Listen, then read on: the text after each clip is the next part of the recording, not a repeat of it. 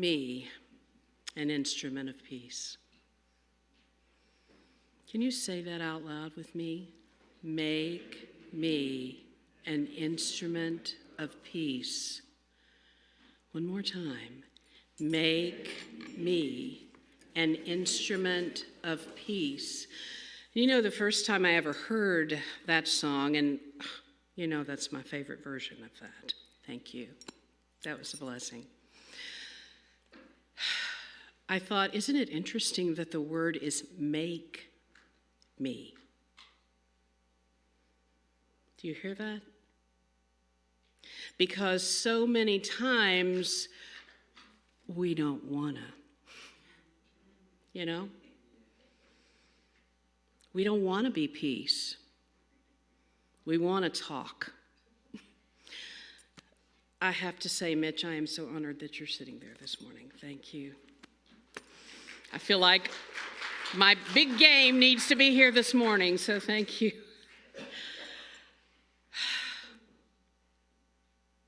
Sometimes I don't want to be peace. Do you ever think you want to be heard? I want somebody to hear what I have to say. And they need to hear it right now, whether they want to or not. Because I'm sitting in this pain and I need somebody to listen. You ever been sitting in pain and need somebody to listen? Yeah. And that's how I came up with this lesson topic today, because I'm so glad you read the things that you read to us this morning. If you've even read any of the magazine this month, it's all been about Black History Month. And it's been amazing things for me to read and go, wow, I didn't know that. That's cool. Wow, I didn't know that. That's cool, because the Black people lived in pain and held a vision for something greater and created something greater. What might we be able to learn from the example that they've set out there for us? That we can be in pain, we can be pushed by whatever that pain is, and we can hold a vision for something greater, and we can allow love to heal it all. Because don't we believe that love heals it all? And so today's lesson is all about that. It's all about that, yes, there's probably some pain sitting out here today. We're moving. Have you noticed that? Have you noticed some things have shifted and you walk in and you go, where did that go? It's in a box. It's being stored right now. Has anybody like me walked in and went, wow. Even though I saw on Facebook all that pictures of moving the stained glass, it's like, what's it going to feel like to walk in here and it not be there? Different, right? And I've had some conversations with people this morning about memories of things that have gone on in this place, this sacred place that you created for years and years and added your presence and your prayers. And now what? So there might be a little pain. And there is also a vision of something greater coming, but we're still forming that, right? Have you ever known you were going to move, but you weren't really sure exactly what that's going to be like, and you have been told by a few people, oh, it's going to be wonderful, and you're like, okay, yeah. Going to be wonderful? I'm glad you think so, because I'm not sure.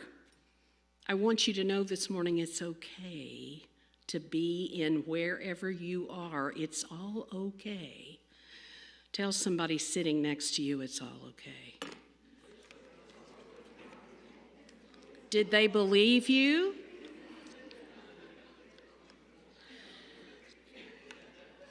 Did they believe you? Yeah, somebody said yes, somebody did believe.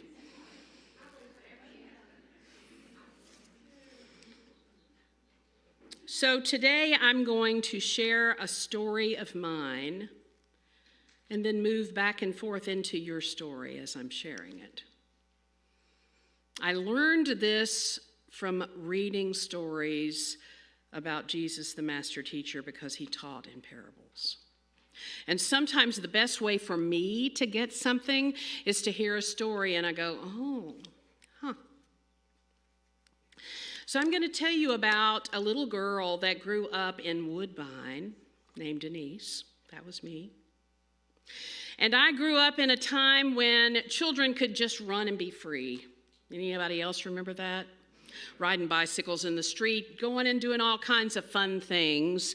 You know, staying out at night until my mommy and all other mommies went out on the back porch and started hollering for us to come in. Anybody remember that? And it was like I would be like, I better get in there because my mama will not be pretty if I don't get there soon. That was a freedom time for kids. And I had so much fun. There was a little tribe that I kind of ran with every day and did things with and rode bicycles with. And we all loved each other and we played and we'd have lemonade stands. And we'd get a bunch of candy and set up a little place and sell candy and who knows what else on the street. And we just thought we were something. Until one day, one of the little boys that was a part of our group, and his name was Billy, he started acting kind of mean. That's all I can say. And sometimes he would run his bicycles into us. And sometimes he would say ugly things to us and he would hit us. And we didn't know what was going on because that had not really ever happened before. And one particular day, when I was 10 years old, I will never forget, he rode his bicycle into mine. And I was thrown off my bicycle and landed right on a mailbox. And cut my lip, and it knocked me out. Thank heavens, because we were all just out there playing, there was a man in the neighborhood that was washing his car, and he supposedly, I don't remember any of this because I wasn't there, present in my body at that moment, he picked me up and he carried me to my mother and daddy, who were packing the car for us to go to Florida.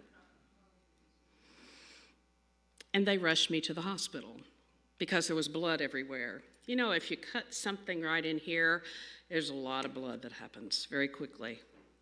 And they were scared, and they took me to the hospital. And to make a very long story short, we didn't go to Florida that year. We stayed home. I had some stitches in my lip, and I still have a little scar there from that. And all of a sudden in this whole process, I decided that Billy was the enemy. He was the enemy because it hurt.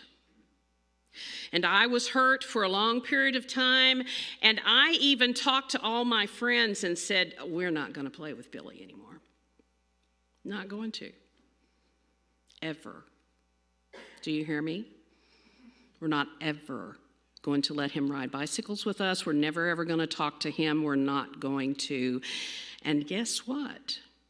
They listened to me. For some reason, who knows? Why didn't they just look at me and say, no, Denise, we're not doing that? But that's what they did. They listened to me, and we had nothing to do with Billy. Until about a year from that, my mother came in my room one day, and she said, Denise, Billy's mother died. Well, I remember her saying that, and I hadn't known of anybody else's mother died that was my age, so that seemed weird. Weird. It's like, what am I supposed to do with that piece of information? And then the kicker came. We're going to the funeral home tonight. Oh, you all are going and not me, right? No, you're going. And you're going to have to see Billy. Oh. Billy's the enemy. Remember? I understand his mother died, but I don't talk to Billy. I don't play with Billy. I don't do anything with Billy. And I even remember walking into the funeral home and grabbing onto my daddy's hand and like, oh, Lord mercy, what am I going to do? And he walked me up towards the casket, and there was Billy and his daddy and his grandmother, and Billy smiled at me, and my first thought was, how dare you smile at me. And then I remembered, but your mother died. What am I supposed to be? And I did talk to him for a little bit, but I couldn't find any words. I was 12 years old. I didn't know how to find the words. And so then I go home. And the next day is Sunday. And we always went to church, and then we went to my grandmother's house for lunch. And my grandmother said, Denise, what if you create a different story in your mind about Billy? Create a different story in my mind about Billy? What would that be? So I'm going to leave you with that right there. I'll finish the story in just a moment. But think about what's going on here in this beautiful place. There's a lot of stuff. There's a lot of emotions this morning. Walking in and seeing the stained glass gone. Walking through, have you seen any of the big boxes packed up in different places? Or the starburst is gone. Or that picture that was on the wall is gone. Or things are changing. And then our beloved Candy is no longer in the physical body. There's pain. And it's pushing us at times. And I believe that's the deal with pain. It's there to push us to know that there's something greater than that pain. But we had to process it, right? But it's pushing. It's pushing. And so what is this new story that we're hearing about moving to the Unity campus? What was that? What would that look like? I don't know. And unfortunately, even those of us who've been talking and doing and working, we don't know all the answers, right, Lucia? We don't have all the answers, right, Etta? We don't have all the answers. We don't have all the answers. And I want answers. Don't we want answers when we're feeling a little bit pain, a little bit uneasiness? You know, this month's whole magazine was called Divine Discomfort. Remember that? Is anybody there yet? In that discomfortable place and knowing that there's some divinity there, but where in this world is it right now, in this moment? Is it in the conversation I had with that person? Well, that didn't feel divine. Is it in that text or that email that I read or saw or something, and that didn't feel divine? Where do I find it? How do I sit in this discomfort and hold a vision that is not fully formed yet and know that something greater than me is at work? Because any of you that have had conversations with me over the last week or two, that's what I always remind everybody of. Something greater than us is pulling us towards something, and we're not even sure what that something is going to look like in the end.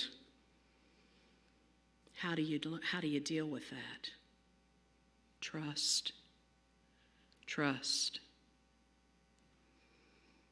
And when I say that, people go, what I trust? I had someone on the phone yesterday in a session, and she was like, I don't know who to trust. And I said, well, you first have to learn how to trust yourself, to even know what you're feeling right now.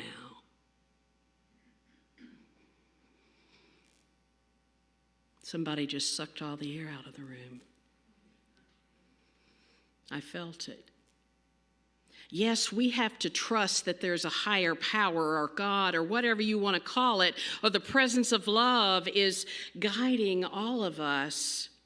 But sometimes in the pain or the discomfort that I'm feeling, I'm not even sure how to trust myself to make the right next step. Right? It's like, how do I know?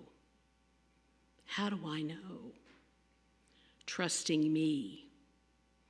And trusting a power greater than me, and trusting other people that I know I can trust. So let me take you back to my story with my grandmother. Some of you over the last 3 years have learned a lot about me and my family and issues, and all families have stuff, don't they? Yay. And those of you that are still wondering, yes, my mother still won't talk to me, and that's just where we are right now. But I'm still making sure that she's being taken care of 24 hours a day. And that's the deal.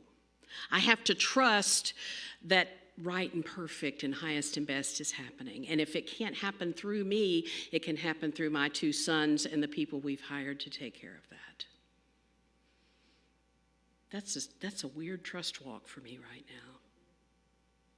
But go back to my grandmother who said to me, Denise, create a new story about you and Billy. All righty. Well, know that I didn't for a while, because the other piece of the information about me and moving and changing is not long after that. One night my daddy said, we're going to have some people come in our home and they're going to be talking to your mother and I, and you need to be really quiet. I had a hard time being really quiet sometimes. So, that was like, either go outside and play with your friends or stay in your room, but don't come into the middle of this meeting. Okay. All I do know is there were 4 men that walked in and they had on black suits. And supposedly later I found out 2 of them were from the state of Tennessee and 2 of them were from Nashville. And they were telling my parents that the home that they had always lived in was now going to be I-440 eventually. So remember, I had a street. All these streets we played, the kids run and play and rode bicycles and climbed trees.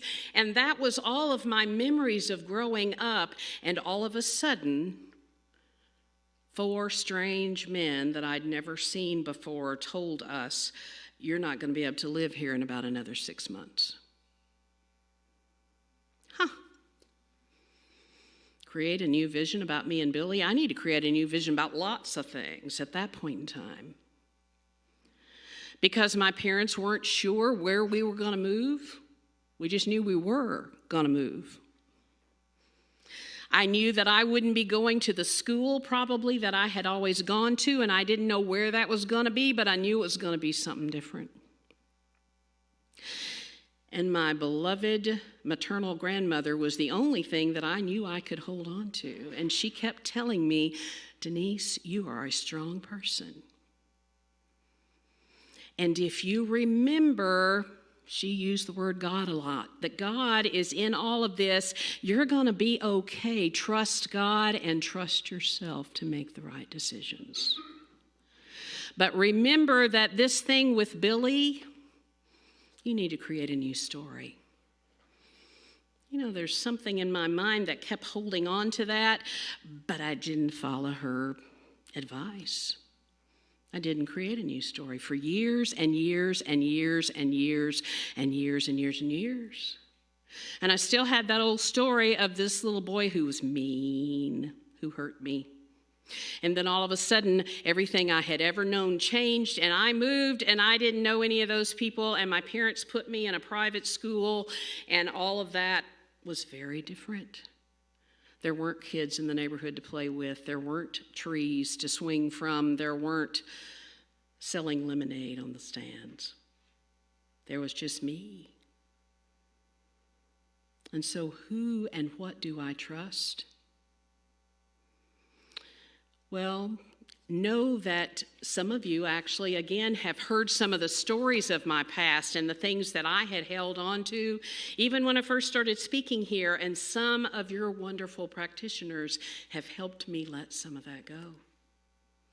And I've reestablished friends with people that I hadn't seen in 50 plus years.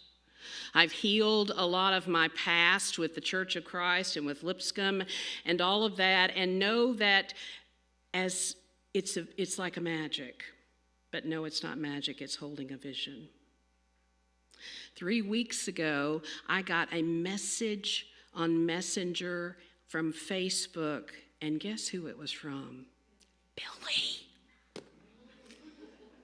We're 57 years old, 67 years old. I don't even know how old I am. I'm 67 years old. And I haven't talked to him since I was 12. And when I got that message, I was like, who is that? Should I answer? Do you ever get messages on Messenger and you go, I'm not answering that because I don't even know who that is? But then all of a sudden, something in the recesses of my mind said, your grandma said, create a new story about Billy. Huh. Create a new story about Billy? And so the message just said, this is Billy. I don't know if you remember me, but do you remember living on Imperial Drive and riding bicycles? Of course, he didn't add, and I knocked you off your bicycle, and you had to have surgery and stitches, and there was blood, and blah, blah, blah. He didn't tell all that. And I said, yes, I do remember, and I would love to have a conversation with you someday. He doesn't even live in Nashville anymore, but he said, I come occasionally to see my mom, and hopefully at some point in time, the two of us can be in Nashville together and break bread. Do you hear that? Pain pushes us to do bizarre, crazy things. Vision holds for us to know that there's something greater, something better, even if we're not sure what it is. And love heals. Love heals. Love always heals everything and everybody. And so I just want you to close your eyes for a moment. And I want you to start with just the reset breath that I have taught you here. Just exhale and blow out anything that might be sitting in you that you're ready to let go of.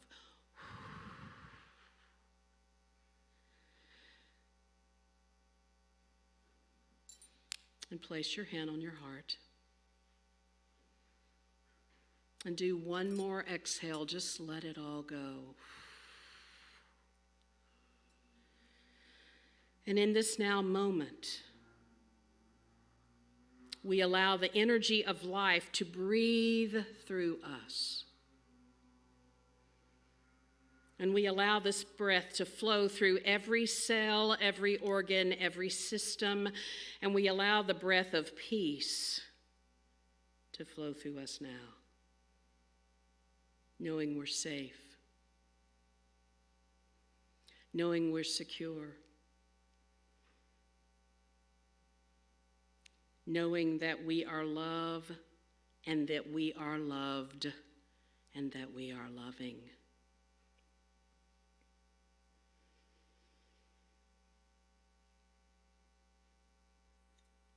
And I want you to hear these beautiful words.